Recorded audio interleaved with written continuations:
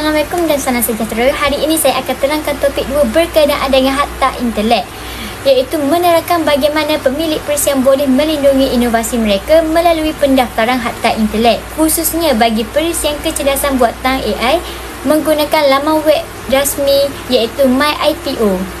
Bagi kepentingan pelindungan IP, sebagai pemilik perisian AI yang memberi impak positif kepada masyarakat, pelindungan IP amat penting.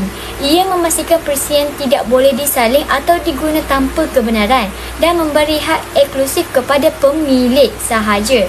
Daripada beberapa jenis IP di MyIPO termasuklah patent, syad dagangan, reka bentuk perindustrian, hak cipta, petunjuk geografi, reka bentuk susunan atau litar bersepadu serta akta dan perundangan. Daripada beberapa tersebut, kategori yang paling relevan untuk perisian komputer adalah hak cipta. Untuk proses pendaftaran hak cipta, perlulah langkah pertama ialah melayari laman web rasmi MyIPO di laman web tersebut dan membuka bahagian memohon hak cipta. Seterusnya, log masuk ke sistem IPO online di link tersebut, daftar akaun jika belum ada dan pilih modul permohonan hak cipta.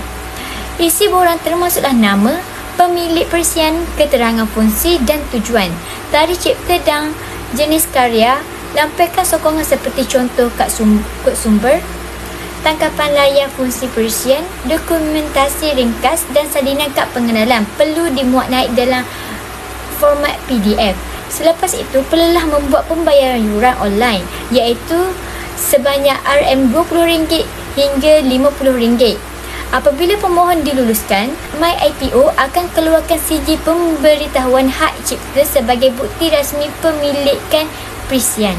Bagi kepentingan pelindungan pula, dengan mendaftarkan hak cipta, pemilik perisian AI dapat melindungi karya mereka daripada penyalahgunaan, mengekalkan kredibiliti dan meningkatkan nilai komersial. Pelindungan ini juga memberi keyakinan untuk terus membangunkan teknologi yang memberi manfaat kepada masyarakat. Kesimpulannya, pendaftaran hak cipta melalui MyIPO adalah langkah penting untuk memastikan hak eksklusif perisian AI terjamin secara sah. So, ini saja perkongsian penting daripada saya. Sekian, terima kasih.